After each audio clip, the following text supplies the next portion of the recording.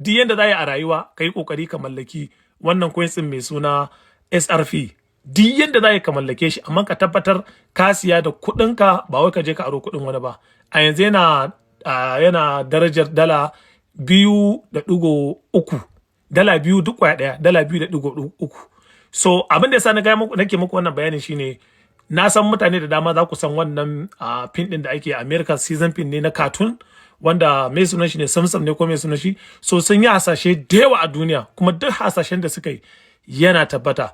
Ɗaya daga cikin hasashen da suka yi, sun yi hasashe akan cewa Donald Trump zai zama shugaban ƙasa sau 2 a ƙasar Amurka.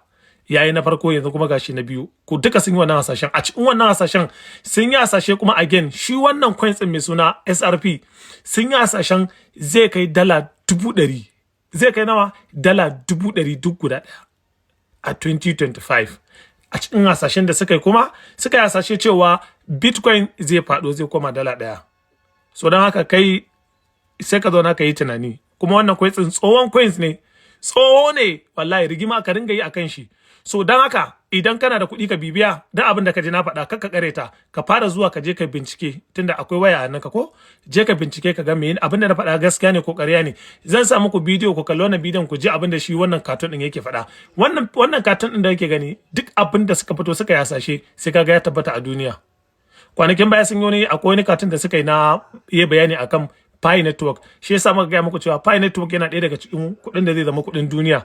Ka yi ƙoƙari ka mallaka. Idan kana ganin ƙarya ne, ka je ka yasashe. Bari zan kawo muku shi ma bidiyon magana da suka yi akan Pi Network. A cikin bidiyon na madu za gani sun yi magana akan kuma Silicon Valley Bank shi ma zai karye. Shi ma ya zo ta abin da suka yasashe mutanen da sai kaga ya zo ya tabbata. So abin da nake son ga muku shine anan, idan kana da kuɗi kai ƙoƙari ka mallaki wannan coins din. Ka siye shi iya abin da kaga zaka iya siya, amma ka tabbatar da kuɗin ka siya. Kuma shi in ka na kawo muku coins zan ce ka siya, ko da ka siya fa kana siya, in ka gana ma zaka iya siya da abin ka, zaka siya da kayan ka cire kuɗin ka. Ba irin wancan abubuwan bane ba. Ba fa kan mutum ya tana irin wancan abin da ake gudanwa mutane da kuɗi ne. A'a ba shi bane ba. Wannan a yanzu ka siya, kana so ka cire kuɗin ka, zaka cire kuɗin ka. Kamar ka sayi Bitcoin ne, kana sayan Bitcoin kana so ka cire kuɗin ka, blockchain ne mai zaman kanshi, zaka cire kuɗin ka. So kai wani zai kawo ma abin da baya kan blockchain ya ce ma kaza ya ma ƙarya, ya ma daɗin baki, ka je ka bada kuɗin ka, ba ruwa nawo.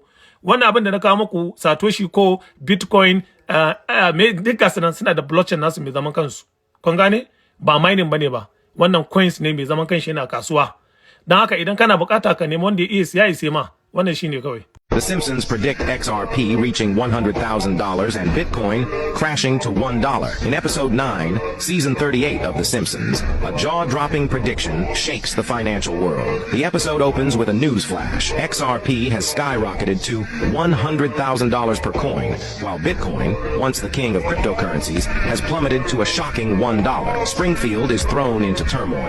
Residents who held on to Bitcoin, convinced of its value, lose everything. Homer, refusing to sell at the start of 2025, watches his savings evaporate. Meanwhile, Lisa, ever the visionary, shifts her focus early, urging Marge to invest in XRP. By mid-2025, their decision pays off, and the Simpsons family becomes wealthier than ever. The episode reveals a dark twist. Secret documents hint that Bitcoin was only a trial run for XRP. The rise of XRP was carefully orchestrated by powerful elites and governments who plan to make it the foundation of a global financial system. As Bitcoin collapses, governments and corporations suddenly adopt XRP as the new world currency. Businesses that relied on Bitcoin crumble, but those who invested in XRP thrive. Springfield transforms as XRP becomes the backbone of the economy, and the world follows suit. The episode closes with an ominous question. Was XRP's rise truly organic, or part of a larger conspiracy? Could this really happen in 2025? What do you think? Like, comment, and share your thoughts on this startling Simpsons prediction.